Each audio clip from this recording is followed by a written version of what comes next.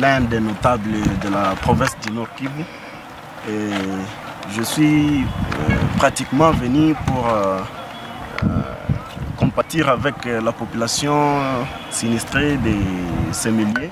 Vous savez que nous avons beaucoup milité pour que ces milliers soient construits. Et aujourd'hui, même si la lave venait d'endommager encore les maisons qui étaient déjà construites, nous sommes venus compatir avec cette population. Parce que vous parlez de compatir, comment?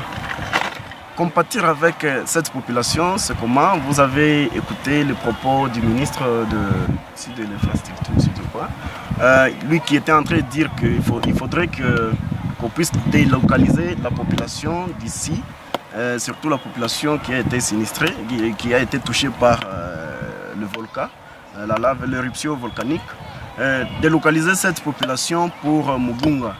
Et j'ai essayé de me mettre avec cette population, je crois plus de 5000 ménages qui étaient là. Et tous ont dit qu'ils ne sont pas d'accord avec le propos du ministre.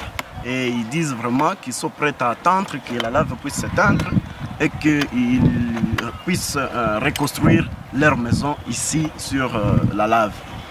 Et à part ça, je crois qu'ils m'ont dit que tu dois être notre bouche. Et donc, tu dois dire au chef de l'État, tu dois dire au gouvernement central, tu dois dire au gouvernement provincial que nous demandons maintenant le soutien du gouvernement, le soutien du chef de l'État pour venir nous aider à reconstruire nos maisons ici sur la lave. Vous allez le constater avec moi que l'aéroport a été touché par le volcan de 2002. Je crois le centre-ville, toute la ville ici avait été touchée par le volcan de 2002. Et aujourd'hui, cette partie vient d'être touchée par le volcan, et voilà, 2021. Et ce volcan ici, donc l'aéroport aujourd'hui fonctionne là où il était. Vous allez voir aussi le centre-ville aujourd'hui est en train d'être construit. Des maisons, des buildings sont là, sur la lave de 2002. C'est pourquoi nous aussi, nous avons opté sur la question d'attendre, si ça va être une année, si ça va être 6 mois, si ça va être 2 ans, nous allons attendre que la lave puisse s'éteindre et reconstruire sur la lave. Je crois que j'ai les rapports, nom, poste, nom, prénom et numéro de téléphone de la population d'ici. Je me suis mis avec eux. Et tous n'ont pas été d'accord avec ce genre de propos. Et pour eux, ils proposent et ils demandent le soutien de la reconstruction de ces maisons ici sur la lave. Je pense que peut-être le gouvernement pouvait nous éclaircir sur cette question.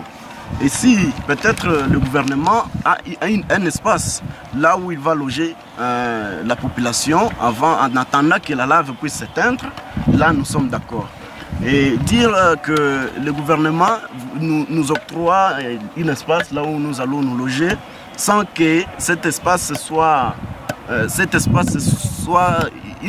espace temporaire pour rentrer ici, en tout cas là nous ne sommes pas d'accord. Donc nous voulons qu'on nous rassure que nous allons rentrer dans nos parcelles ici. Même si on peut nous loger quelque part, dans un stade ou dans une école, dans un je ne sais pas où, 5000 ménages.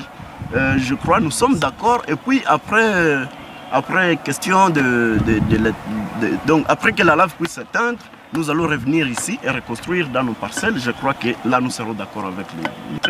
Dernier mot aux autorités, nous sommes en train de demander aux autorités de nous soutenir et de mettre ça en cœur, que nous devons peut-être leur proposition de nous délocaliser d'ici.